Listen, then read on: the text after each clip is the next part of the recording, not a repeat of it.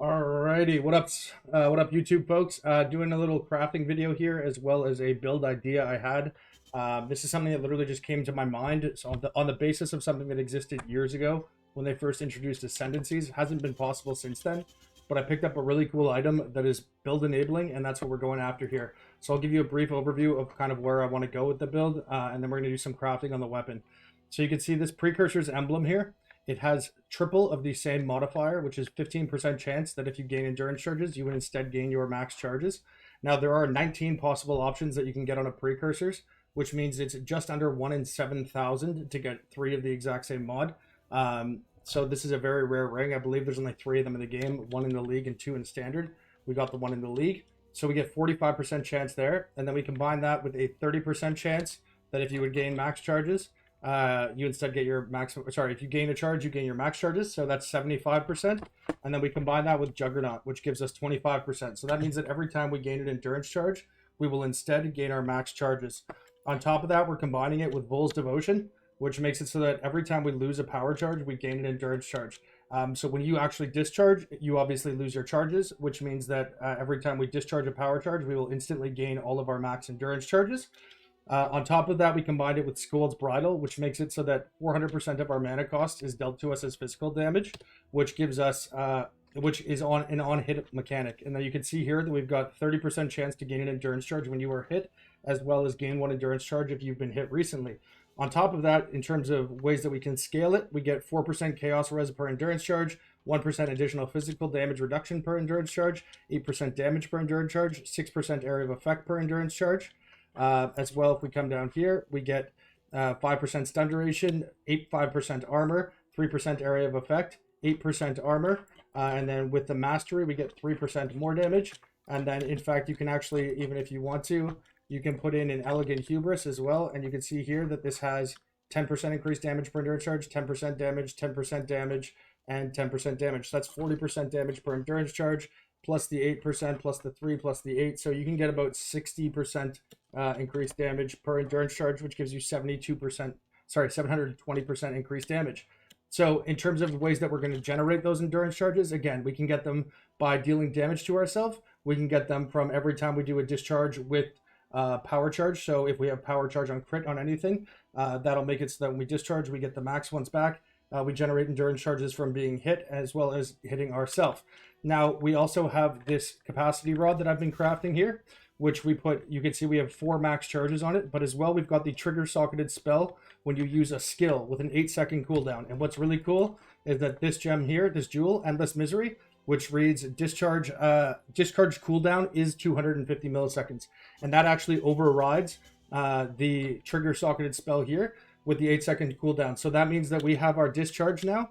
It can cast every 4 times every second, and it'll always be with the max charges. So you can see here, this is just what's happening right here. You see how we're kind of permanent casting, and we have 11 endurance charges at the top there.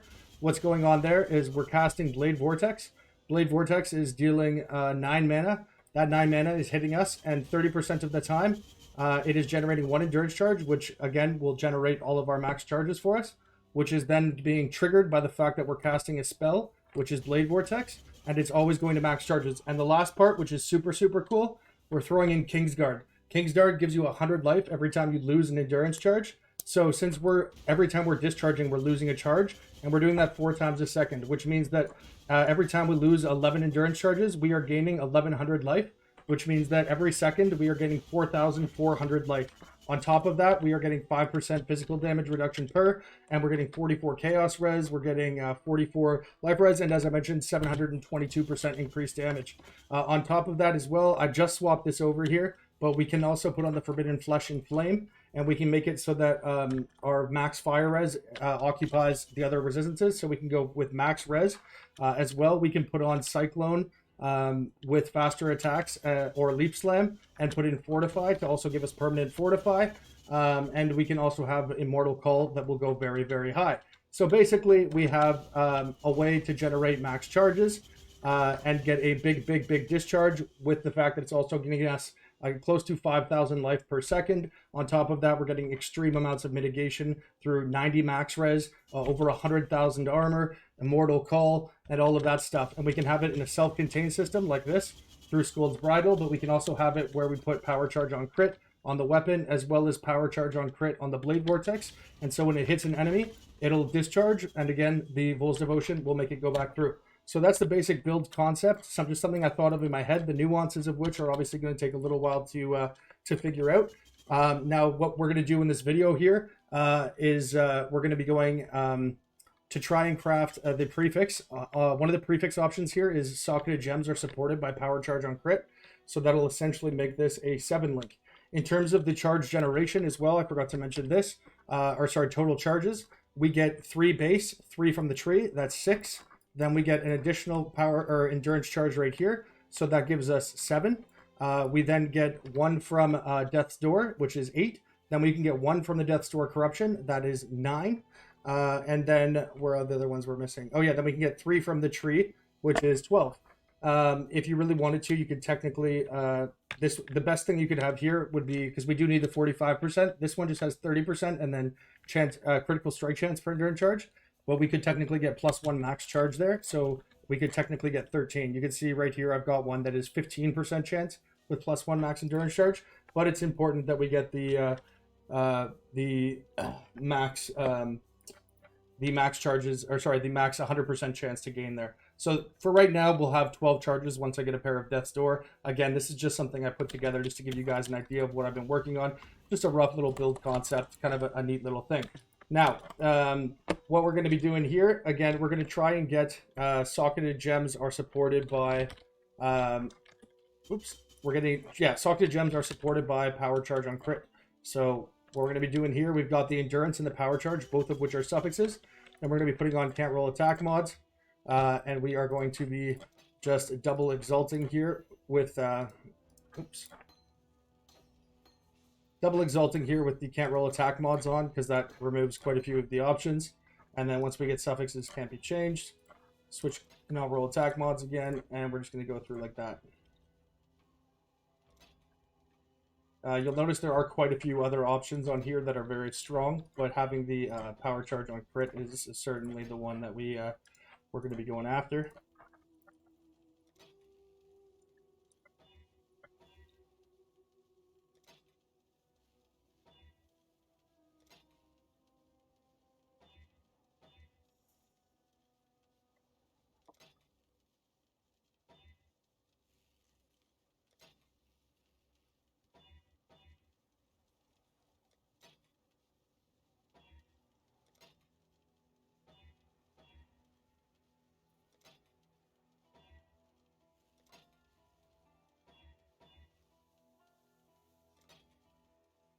What's interesting about this as well is, again, this is not something I've ever done. Socketed Gems are supported by. Pretty sure that's the exact same weighting.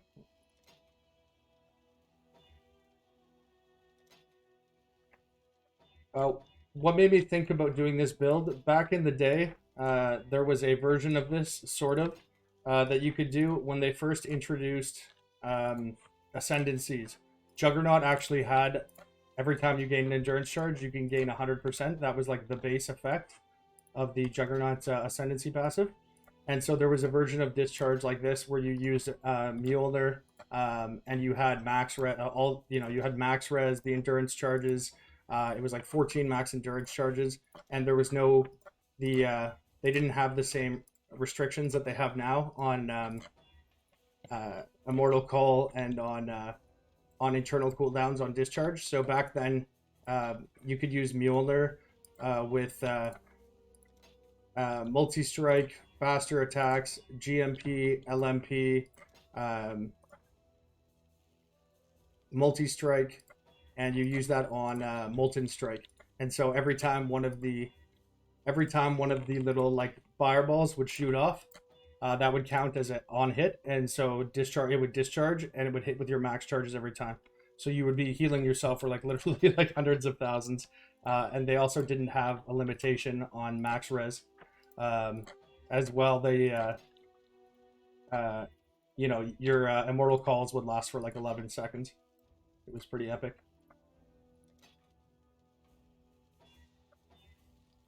there's definitely a lot of ways. Again, I don't use POB, so this is just like sort of a build concept I thought in my head. Do a lot of testing on the upcoming days to sort of figure out what works best. There's lots of like little things that we can, you know, sort of tweak and add into here. Things like whether or not, you know, we can have, oh, damn, supported by Endurance Charge on melee stun. Again, that's got the same weighting. You know, things like, do we want to have Fortify? How much armor? How much, you know, how many auras do we want to have? We have access to, if we like, 3 large cluster jewels. So some pretty cool options there.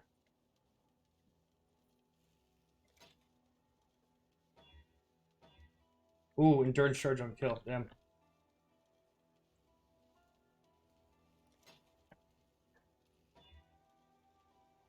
You don't necessarily need to use Scolds either. I just liked having Scold Power Charge on kill. I just like having the Scolds there conceptually because it's going to be hard to maintain. Oh, there it is. Boom. Done, boys. All right. Power Charge on crit. Anyways, I am going to have to try and get rid of that mana on there, but thought it'd be cool to kind of show... Kind of cool to show the process there with the video. And boom, we got it, baby. Let's fucking go! All right, cool. Anyways, guys, I'll give you some updates over the upcoming days on YouTube with how this goes. Hopefully that build idea seems cool to you. I think it's a pretty neat concept, and I'm going to look forward to putting this together. So, yeah, there's definitely a bunch of tweaks. It'll take me a few days for sure to get it together. We do have a +1 Curse Fool's Devotion, as well as a +1 Gems 50% damage, or well, 47% damage Kingsguard. And we've got this now, which is now officially a 7-link. And again, we're gonna have for our suffix, we will have the we'll have this here, the trigger. The trigger. So the trigger is basically a gem in itself, right? So it's basically like an 8-link now. So, you know, we can do, you know, we can just basically stack. We can go for like an Ignite version. You know, we go Fire, Pen, blah, blah, blah. Lots of different little cool things we can do with this, but it's definitely going to take me a little bit of time to figure out what's best.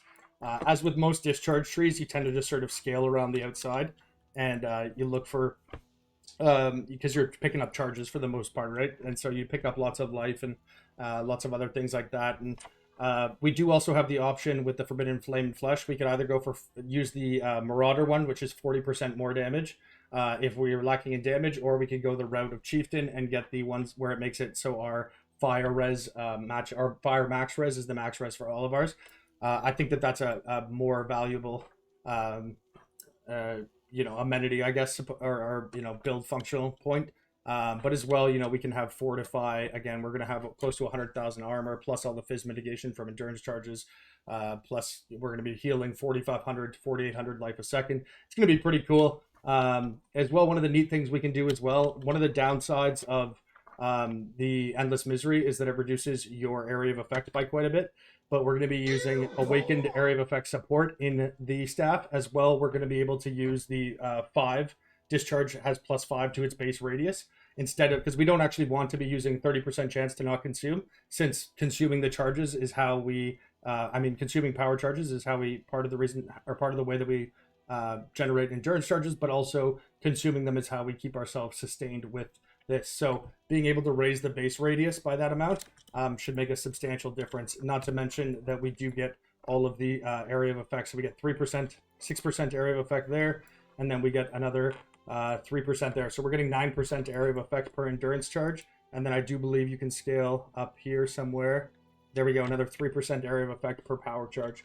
So we can have our our endurance charges, our power charges scaling us quite high. Not to mention discharge by itself, every charge that it's getting rid of does increase the area of effect by 20%. So there's the build concept and what we've been working on, and I'll give you guys an update soon. All right, peace, YouTube.